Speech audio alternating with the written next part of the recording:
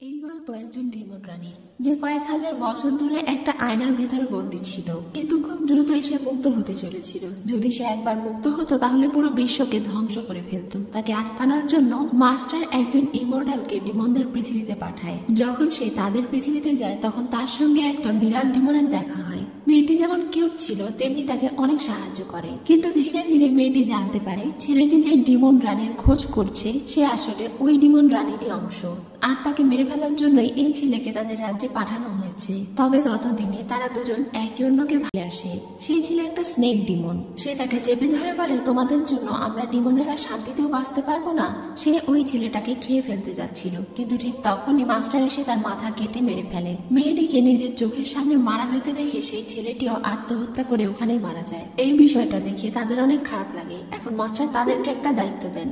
সবার প্রথমে তিনি মিস্টার চিনকে বলেন সে যেন তার মন এতটা নরম করে না রাখে। এই ডিমনেরা অনেক বেশি চতুর। তাদের কথার ফাঁদে পড়ে যদি সে বারবার নিজের মন এভাবে নরম করে তাহলে তারা তাকে ফাঁসিয়ে দেবে। এখন তিনি ওই ডিমনের পেট কেটে একটা টুকরো বের করে আর বলে এটা একটা জাদু আয়নার টুকরা। এটা ডিমনদের আদি রানী ব্যবহার করত। এই আয়নার টুকরা যে ডিমনই ব্যবহার করে বা যার কাছেই থাকে তার শক্তি বহু গুণে বেড়ে যায়। মাস্টার চিংকে বলে তোমাকে এখন আমি বিশেষ একটা দায়িত্ব দেব। আসলে 1000 বছর আগে ডিমন রানীকে সিল করে দেওয়া হয়েছিল। প্রায় 1000 বছর আগে ডিমন কুইন বাইজি এবং ইমর্টালদের সঙ্গে যুদ্ধ হয়েছিল। সেই যুদ্ধের মাধ্যমে ডিমন রানীর আত্মাকে একটা জাদু আয়নার ভেতরে সিল করে রাখা হয়। এরপরে সেই আয়নাটা টুকরো হয়ে ভেঙে বিভিন্ন জায়গায় ছড়িয়ে পড়ে, আর তার শরীরের রক্ত এবং মাংসের মাধ্যমে ডিমন ক্ল্যানের চারিদিকে একটা ব্যারিয়ার তৈরি হয়ে যায়। সেখানে একটা গাছ ছিল যে গাছটা সাদা হয়ে গিয়েছিল। বলা হয়ে থাকে সেই গাছ যখন গোল্ডেন কালার হয়ে যাবে আর সেখানে ফুল ফুটবে তখন পুনরায় ডিমন রানী জেগে উঠবে। এই সবকিছুই সেখানে থাকা একটা বৃদ্ধ লোক ডিমন বাচ্চাদেরকে শোনাচ্ছিল। হ্যালো বন্ধুরা, আজ আমি ওয়ানিক্সবেট নামে একটি অ্যাপ সম্পর্কে বলতে চাই, যেটি সবচেয়ে বিশ্বস্ত বুকমেকার। পিএসজি এবং সিরিয়া এ এই অ্যাপের স্পন্সর। ক্যারিবিয়ান প্রিমিয়ার লিগ চলছে, এটি সমস্ত ক্রিকেট প্রেমীদের জন্য আপনার প্রিয় দলকে সমর্থন করার দুর্দান্ত সুযোগ। এই অ্যাপে আপনি সমস্ত লাইভ ম্যাচের ফলাফল এবং সেই ম্যাচটির লাইভ দেখতে পারবেন।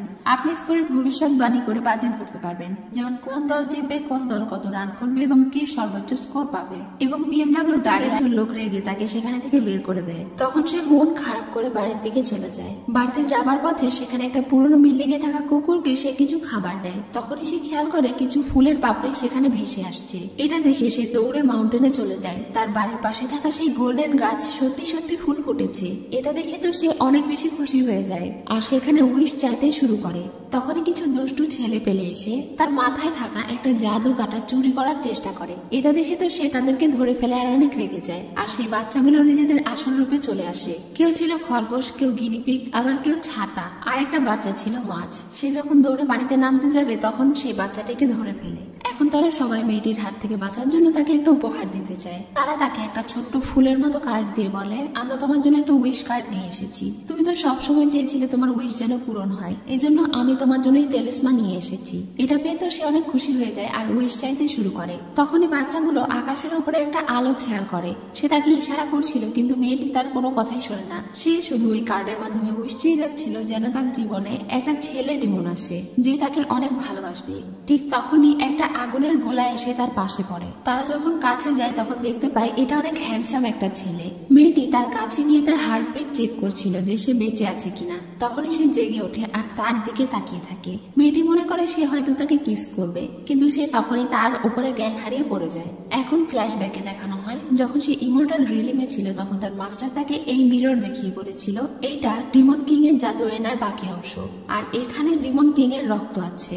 ডিমন কুইনের জেগে ওঠার সময় প্রায় ঘনিয়ে এসেছে, তাই তিনি চিনকে ডিমনদের দুনিয়ায় পাঠাতে চান। এই ব্যাচে থাকা ডিমন রানীর রক্তের সাহায্যে সে বুঝতে পারবে আশেপাশে যদি ডিমন রানী থাকে তাহলে। তিনি তাকে ডিমন রিলিমে পাঠাচ্ছেন কারণ ডিমন রিলিমে সেই আয়নার বাকি দুইটা ভাঙা অংশ এখনো আছে। আয়নার দুইটা ভাঙা অংশ তাকে চুরি করতে হবে অথবা উদ্ধার করে নিয়ে আসতে হবে। এরপরেই একমাত্র ডিমন রানীকে মেরে ফেলা সম্ভব। এই জন্যই চিনকে ডিমন রিলিমে পাঠানো হয়েছে। এখন তার জ্ঞান ফিরে আসে। তার জ্ঞান ফিরে আসার সঙ্গে সঙ্গে সেই মেয়েটি তার কাছে আসে আর তার পরিচয় দিয়ে বলে আমার নাম হলো ইয়ান আর আমি একটা ক্যাট ডিমন। সে নিজের আসল রূপ দেখানো মাত্রই চিং নিজের পাওয়ার ব্যবহার করে তাকে আঘাত করার চেষ্টা করে, কিন্তু সে তাকে আঘাত করতে পারে না, কারণ এখানে তার কোনো পাওয়ার কাজ করছিল না। ইয়ান তাকে বলে তাদের এই ক্ল্যানের রুলস হলো শান্তিপূর্ণভাবে থাকা, তারা কোনো লড়াই করে না। সে তাকে রেস্ট করতে বলে ওখান থেকে চলে যায়। তখন চিং খেয়াল করে তার সেই জেডে আলো জ্বলছে। সে ভাবছিল তাহলে কি আশেপাশেই কোথাও আয়নার ভাঙা অংশ আছে। সেই বাচ্চাগুলো আড়াল থেকে তাদের কথা শোনার চেষ্টা করছিল। এটা দেখে তো ইয়ান তাদের কান ধরে অন্য রুমে নিয়ে যায়। বাচ্চাগুলো তার উপরে রেগে বলছিল একটা অচেনা ব্যক্তিকে সে কেন তার বাড়িতে জায়গা দিয়েছে। সে হলো একটা ডিমন, আর ওই ছেলেটা হলো একটা পরী যে আকাশ থেকে এসে পড়েছে। তার অবশ্যই এই ছেলেটিকে এখানে জায়গা দেওয়া উচিত হবে না, সে যেন তাকে মেরে ফেলে অথবা এখানে থেকে বের করে দেয়। বাচ্চারা তাকে বলছিল তুমি কি তাকে ভালোবেসে ফেলেছো নাকি? তখন সে খুশি হয়ে বলে হ্যাঁ, আমার তো তাই মনে হচ্ছে। আমি কিন্তু ছেলেটি তার সঙ্গে লড়াই করে পারছিল না, কারণ সেই কুকুরটা মুহূর্তে অনেক বেশি শক্তিশালী হয়ে উঠেছিল। এবার সেই কুকুর যখন তাকে মারতে যাবে ঠিক তখনই সেখানে ইয়ান চলে আসে আর তাকে বাধা দিয়ে বলে তুমি কি আমার বন্ধু যাও হে, তুমি কি আমাকে চিনতে পারছো না? তোমার এমন অবস্থা কিভাবে হলো? সে তাকে শান্ত করার জন্য তার কাছে যায়, কিন্তু সেই কুকুরটা তাকে কামড় দিয়ে বসে। কিন্তু সে তাকে কামড় দেওয়া মাত্রই তার গলায় থাকা সেই আয়নার টুকরো বাহিরে বেরিয়ে আসে। সেই টুকরোর উপরে হাত রাখা মাত্রই ইয়ান তার স্মৃতি দেখতে পাচ্ছিল। তখন সে অনেক অবাক হয়ে বলে আমি এই কুকুরের স্মৃতি কেবলই দেখতে পেলাম, তার নাম হলো বাজি। আসলে 100 বছর আগে এই কুকুরের মালিক তার গলায় এই আয়নার টুকরোটা ঝুলিয়ে দিয়ে গিয়েছিল, আর সে বলেছিল আমি অবশ্যই তোমার সঙ্গে দেখা করার জন্য ফিরে আসবো। 100 বছর থেকে এই কুকুর তার মালিকের অপেক্ষা করে যাচ্ছে। এই জন্য ইয়ান চিংকে বলে সে যেন এই কুকুরকে গিয়ে টাচ করে, হয়তো তার স্পর্শে এই কুকুরটা তাকে নিজের মালিক মনে করবে আর তার অপেক্ষা শেষ হবে। এবার চিং একটু সাহস করে সেই কুকুরের কাছে যায় আর বলে আমাকে মাফ করে দাও, আমি দেরি করে ফেলেছি ফিরে আসতে।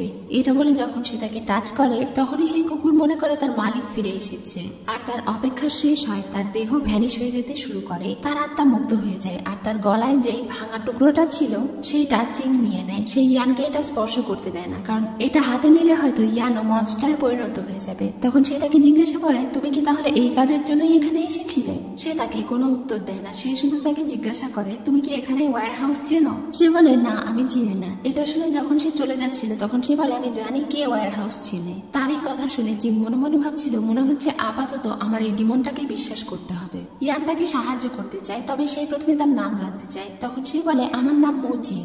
চিং তাকে বলে তুমি সবসময় আমার কাছে থেকে 2 হাত দূরে থাকবে। তখন সে তার কথা মতো দূরে দূরে হাঁটছিল। হাঁটতে হাঁটতে তারা একটা পাহাড়ের চূড়ায় এসে পৌঁছায়, যার পরে আর কোনো রাস্তা ছিল না। চিং জিজ্ঞাসা করে এখন আমরা কিভাবে যাব? তখন সে ওখানে আসে আর বলে আমাকে শক্ত করে ধরো।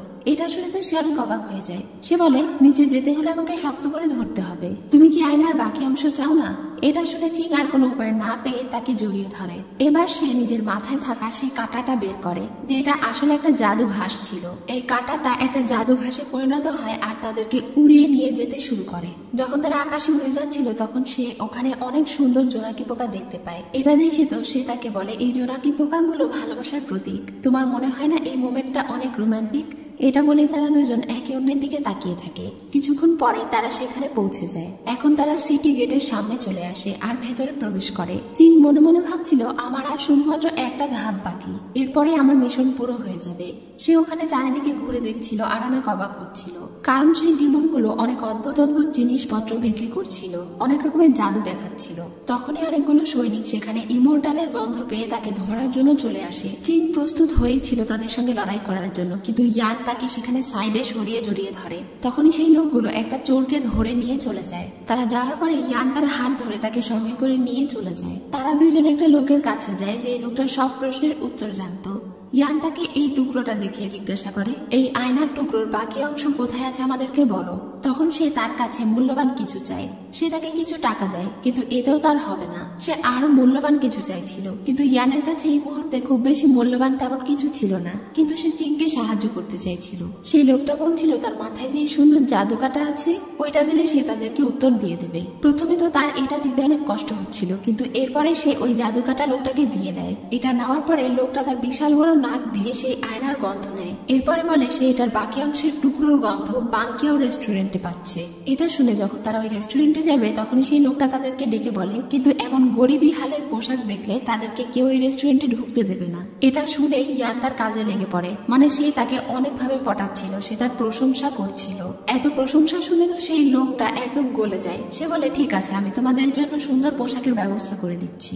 এখন এখন তারা বড়লোকি পোশাক পরে সেই রেস্টুরেন্টে প্রবেশ করে। সেই রেস্টুরেন্টে অনেক ধনী পরিবারের লোকেরা ঘুরতে এসেছিল এবং আনন্দ করতে এসেছিল। যখন তাদেরকে খাবারের মেনু দেওয়া হয় তখন তো মেনু কার্ডের লেখা দাম দেখে তার মাথায় ঘুরে যায়। কিছুক্ষণের মধ্যেই সেখানে অনেক সুন্দর। যখন সে ওই মেয়েটির সঙ্গে ঘরে প্রবেশ করে তখন সেই মেয়েটি তার সামনেই গোসল করতে শুরু করে। সে তাকে বলে, আমার কাছে এসো আর আমার চুলগুলো সুন্দর করে ধুয়ে দাও।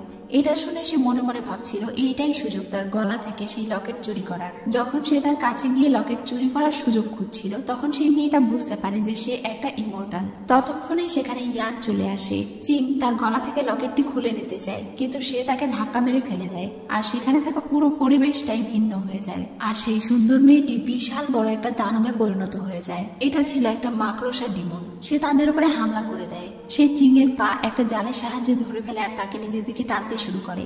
ইয়ান তাকে বাঁচানোর চেষ্টা করছিল। যখন সে ওই মাকড়সার দিকে তাকায় তখনই তার কানে কারো একটা আওয়াজ ভেসে আসে যে তাকে বলছিল, ইয়ান আমার কাছে এসো।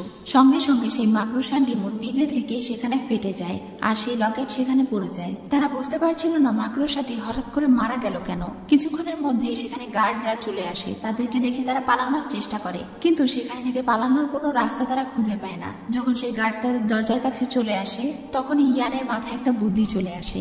গার্ডরা ভেতরে ঢুকলে দেখতে পায় সে তাকে কিস করছে। এটা দেখে তারা আর কিছু না বলে সেখান থেকে চলে যায় আর চিং অনেক বেশি লজ্জা পেয়ে যায়। সে তাকে সরি বলে কারণ এটা ছাড়া তার কাছে আর কোনো উপায় ছিল না। চিং যদিও এতে কিছুই মনে করে না কিন্তু তখনই সে জ্ঞান হারায়। সে তার স্বপ্নে দেখতে পায় তার মতোই দেখতে একটা মহিলা তাকে ডাকছে আর অনেকগুলো গেট খুলে যাচ্ছে। যখন তার জ্ঞান ফিরে আসে তখন চিং তাকে ঔষধ খেতে দেয়। সে তাকে জানায়, তুমি 3 দিন ধরে কোমায় ছিলে, আজকে তোমার জ্ঞান ফিরলো। এটা শুনে তো সে অনেক অবাক হয়ে যায়। সেই শহরে অনেক বড় একটা মেলা বসেছিল। তারা দুজন সেখানে ঘুরতে যায়। সেখানে অনেক সুন্দর নাচ দেখে, আশেপাশে ঘুরে বেড়ায়, দোকান থেকে অনেক জিনিস কিনে খায়। তারা দুজনেই ঘুরে বেড়াচ্ছিল আর একে অন্যের সঙ্গ অনেক বেশি পছন্দ করছিল। তারা দুজনেই মনে মনে চেয়েছিল যদি তারা দুজন সারা জীবন একে অন্যের সঙ্গে থাকতে পারতো তাহলে অনেক ভালো হতো। সেখানে একটা হেয়ার পিন ইয়ানের অনেক বেশি পছন্দ হয় কিন্তু এটার দাম অনেক বেশি চাওয়ার কারণে সে ওইটা নিতে পারে না। হঠাৎ করে একটা মেয়ে চিংকে সাইডে নিয়ে চলে যায়। সে দেখতে পায় এটা তার বোন। তার বোন তাকে হুঁশিয়ারি দিয়ে বলে সে যেন তার মিশন ভুলে না যায় আর ওই মেয়ের ফাঁদে না পড়ে। সে যেন দ্রুত তার মিশন কমপ্লিট করে ইমর্টাল রিলিমে ফিরে যায়। এসব কিছু বলে সে ওখানে থেকে চলে যায়। ইয়ান এখন তাকে খুঁজে বের করে আর তাকে নিয়ে সবচেয়ে উঁচু ব্রিজে যায়। আগামীকাল নিউ ইয়ার, এজন্য এখানে থেকে রাত 12টায় আজকে অনেক সুন্দর আতশবাজি দেখা যাবে। সেটা দেখার জন্য তারা দুজন এখানে অপেক্ষা করছিল। ইয়ান তাকে জিজ্ঞাসা করে, তুমি যখন জাদু এনার শেষ টুকরোটা পেয়ে যাবে তখন তুমি এখানে থেকে চলে যাবে তাই না? চিং হ্যাঁ বলে। তখন তার মনটা খারাপ হয়ে যায়। তখন চিং ওখানে থেকে চলে যায়। কিছুক্ষণ পরে যখন সে ফিরে আসে তখন সে তার জন্য ওই দামি হেয়ারপিনটা কিনে নিয়ে এসেছিল। সে তার মাথায় এই হেয়ারপিন পরিয়ে দেয়। এটা দেখে তো সে অনেক খুশি হয়ে যায় আর তাকে জড়িয়ে ধরে বলে, আজ পর্যন্ত এটা আমার জীবনের সবচেয়ে দামি উপহার। কিন্তু তুমি এত দামি উপহার কিভাবে কিনলে? সে বলে, আমার কাছে যে তরোয়ালটা ছিল সেটা আমি বেচে দিয়েছি। এটা শুনে সে দৌড়ে ওখানে থেকে চলে যায়। কিছুক্ষণ পরে সে তার হাতে করে সেই তরোয়াল নিয়ে ফিরে আসে। সে বলে, ক্যান্ডিমনদের চুল অনেক বেশি দামে বিক্রি হয়, আমি আমার চুল বিক্রি করে দিয়েছি আর তোমার সেই তরোয়াল ফিরিয়ে নিয়ে এসেছি। এটা তোমার জন্য অনেক গুরুত্বপূর্ণ, তুমি এটা তোমার আত্মরক্ষায় ব্যবহার করো। এটা দেখে তার মন খারাপ হয়ে যায় কারণ সে মনে করে সে হয়তো হেয়ারপিনটাও ব্যাগ দিয়ে এসেছে। তখন সে তার গলায় ঝুলিয়ে রাখা সেই হেয়ারপিন বের করে বলে, এটা তো আমার কাছেই আছে। ঠিক তখনই সেখানে আশেপাশে অনেক সুন্দর আতশবাজি জ্বলতে শুরু করে আর চারিদিকে ফানুস উঠতে শুরু করে। তারা দুজন সেখানে দাঁড়িয়ে এই সুন্দর দৃশ্যটা উপভোগ করে। এরপরে তারা একটা নদীর ধারে চলে যায় যেখানে একটা সিক্রেট দরজা থাকার কথা। কিছুক্ষণ পরেই সেখানে বিশাল বড় একটা কচ্ছপ উদয় হয় আর তাদের সামনে অনেকগুলো গেট খুলে যায়। যেটা দেখা মাত্র ইয়ানের তার স্বপ্নের কথা মনে পড়ে। ইয়ানের অনেক ভয় করছিল, এজন্য চিং তার হাত ধরে তাকে সঙ্গে করে ভেতরে নিয়ে যায়। সেখানে যাওয়া মাত্রই দরজা বন্ধ হয়ে যায়, যেটা দেখে তাদের একটু ভয় লাগে। এটা হলো তাদের ডিমন দুনিয়ার জাদুঘর, যেখানে অনেক মূল্যবান জিনিসপত্র পাওয়া যায়। ভেতরে যাওয়ার পরে তারা একটা মাস্টারকে দেখতে পায়। তাকে দেখে ইয়ান চিনে ফেলে, যাকে সে স্বপ্নে দেখেছিল। তারা দুজন তাকে জিজ্ঞাসা করে, আপনি কে? তখন তিনি বলেন, তোমরা দুজন কি এটার খোঁজে এসেছো? তখন তারা দেখতে পায় এটা আয়নার বাকি ভাঙা অংশ। সঙ্গে সঙ্গে তারা দুজন বলে, হ্যাঁ আমরা তো এইটাই চাই। তখন তিনি বলেন, তোমরা ইচ্ছে করলে এটা নিয়ে যেতে পারো, কিন্তু এর জন্য তোমাদেরকে অন্য কোনো মূল্য দিতে হবে। তখন সে বলে, আমরা রাজি। এটা বলে যখনই ইয়ান সেই ভাঙা অংশে টাচ করে তখনই সে আবারও তার অতীত দেখতে পায়। সে দেখতে পায় এই মাস্টার এখানে কিভাবে আটকে গিয়েছিল। সে এবং তার ভাই একদিন এখানে এসেছিল কিছু মূল্যবান জিনিস নেওয়ার জন্য, কিন্তু তাদের দুজনের মধ্যে একজন এখানেই আটকা পড়ে গিয়েছিল আর আরেকজন মুক্ত হয়ে গিয়েছিল। এটা দেখা মাত্রই এবং এই মূল্যবান জিনিস নেওয়া মাত্রই সেখানে থাকা সব সবকিছু লন্ডভন্ড হতে শুরু করে। তার চোখ লাল হয়ে যায় আর তিনি বলতে শুরু করেন, 1000 বছর ধরে তাদের এই জাদুঘরের নিয়ম হচ্ছে যদি দুইজন এখানে প্রবেশ করে তাহলে কোনো মূল্যবান জিনিস নেওয়ার বিনিময়ে তাদের দুজনের মধ্যে যে কোনো একজনকে এখানে থাকতে হবে এবং তাকে সারা জীবনে জাদুঘরে থেকে সেবা দিয়ে যেতে হবে। তখন তারা দুজন অনেক দ্রুত সেখানে থেকে বেরোনোর চেষ্টা করে, কিন্তু তারা পানিতে ডুবে যায়। সেই জাদুঘরে থাকা কালো হাত ইয়ানের পা চেপে ধরে, সে আর উপরে উঠতে পারে না। চিং তাকে অনেক টেনে তোলার চেষ্টা করে, কিন্তু ইয়ান তার হাত ছেড়ে দেয় আর নিজে থেকেই সেখানে চলে যায়। সে তো প্রায় আশা ছেড়ে দিয়েছিল, কিন্তু চিং তার কাছে এসে তাকে নিঃশ্বাস দিতে শুরু করে। সে তাকে কিছুতেই ছেড়ে যায় না, বরং তাকে সঙ্গে করে নিয়ে যেতে চায়। আর এইসব কারণেই সেই জাদুঘরের 1000 বছরের নিয়ম ভঙ্গ হয়ে যায়, অভিশাপ কেটে যায় আর তারা দুজনই নদীর উপরে চলে আসে। যখন তার জ্ঞান ফিরে আসে তখন দেখতে পায় ইয়ান তখনও জ্ঞান হারিয়ে ওখানে পড়ে আছে। তার কাছে থাকা জাদু আয়নার সবগুলো টুকরো নিজে থেকেই জোড়া লেগে যায়। যখন সে ওই আয়নার কাছে যায় তখন দেখতে পায় এর ভেতরে ইয়ানের মতো দেখতে হুবহু একটা মেয়ে রয়েছে। সে ওই মেয়েকে জিজ্ঞাসা করে, তুমি কে? তুমি ইয়ানের মতো কেন দেখতে? তখন সে বলে, আমি হলাম ডিমন রানী। ইয়ানও আমি আর আমি হলাম ইয়ান। তার শরীরের ভেতরে আমার হৃদয় আছে। সে এটা বিশ্বাস করতে চাইছিল না। তখন সে বলে, তোমার কি একবারও মনে হয়নি যে সেই সামান্য একটা ডিমন হয়ে কিভাবে তোমার সঙ্গে মিলে এই আয়নার সবগুলো টুকরো উদ্ধার করে নিল? কারণ আমি ভবিষ্যতে তার মাধ্যমেই জাগ্রত হতে না। তখন সে ওই লোককে অনেকগুলো টাকা দিয়ে দেয়। তখন তিনি তাকে বলতে শুরু করেন। তিনি বলেন, 1000 বছর আগে ডিমন রানী বাইজি একটা ইমর্টালকে ভালোবেসে ফেলেছিল।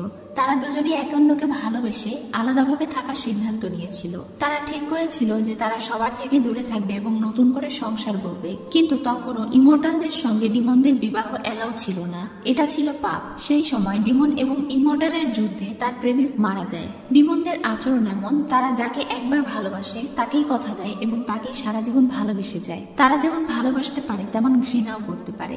সেই যুদ্ধে তার প্রেমিক মারা যাওয়ার পরে তার মনের মধ্যে ইমর্টালদের বিরুদ্ধে তীব্র ঘৃণা জন্মায়। সে তাদের থেকে প্রতিশোধ নিতে চায়, কিন্তু ইমর্টালেরা তাকেই 1000 বছর ধরে সিল করে রেখে দেয়। এসব কিছু শোনার পরে ইয়ান তাকে জিজ্ঞাসা করে, আপনি একবার বলেছিলেন আমাদের শহরে নাকি এমন একটা জায়গা আছে যেখানে থেকে ইমর্টাল রিলিমে যাওয়ার রাস্তা খুঁজে পাওয়া যায়। প্রথমে তিনি বলতে চাইছিলেন না। যখনই সে তাকে টাকা অফার করে তখনই তিনি বলে দেন এটা কোন নদীর ধারে আছে।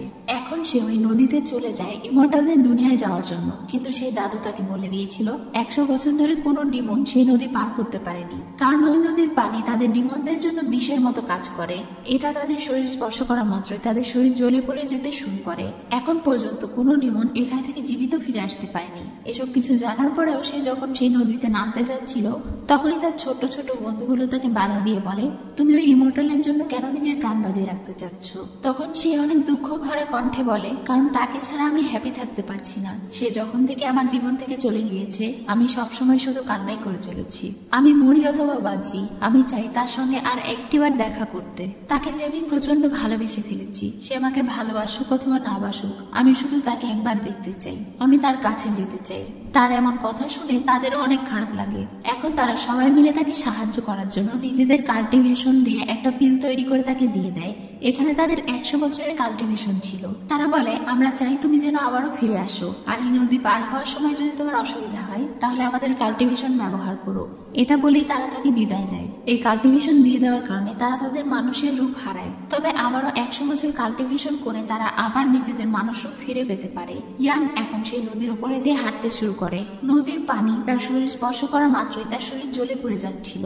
নিজেকে বাঁচানোর জন্য সে তার বন্ধুদের দেওয়া সেই কাল্টিভেশন পিল ব্যবহার করে, যার ফলে তার চারিদিকে একটা ব্যারিয়ার তৈরি হয়ে যায় আর সে একদম ঠিকভাবে নদীটা পার করে ফেলে। সে উপরে তাকিয়ে ইমর্টালদের দুনিয়া দেখতে পায় আর অনেক খুশি হয়ে যায়।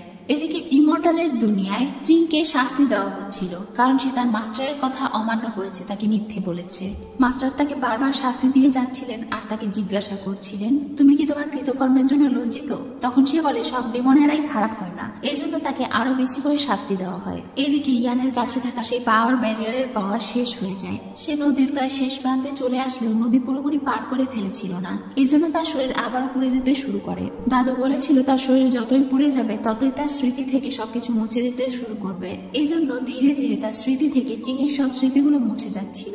সে চাইছিল না এই স্মৃতিগুলো মুছে যাক। সে অনেক কান্না করছিল, কিন্তু শেষ পর্যন্ত সে আর সহ্য করতে না পেরে ওখানেই জ্ঞান হারিয়ে পড়ে যায়। যখন সে জেগে ওঠে তখন সে তার সামনে ডিমন রানী বাইজিকে দেখতে পায়।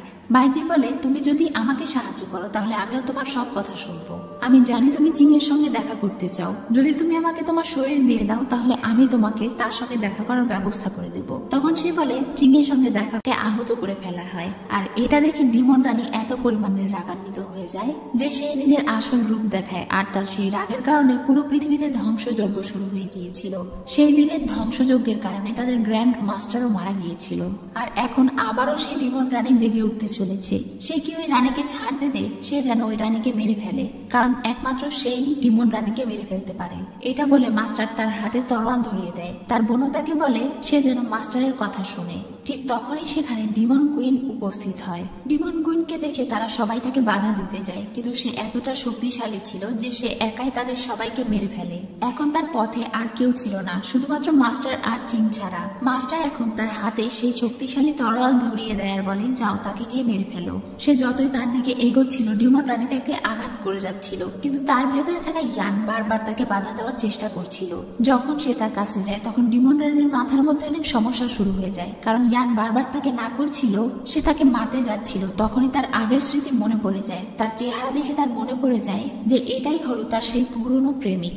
এসব কিছু দেখে দূর থেকে মাস্টার ভাবছিলেন আমি যা ভেবেছিলাম ঠিক তাই হচ্ছে। আমি জানতাম সে তার প্রেমিককে মারতে পারবে না। এই জন্য মাস্টার এখন চিংকে নির্দেশ করে ডিমন কুইনকে মেরে ফেলার জন্য।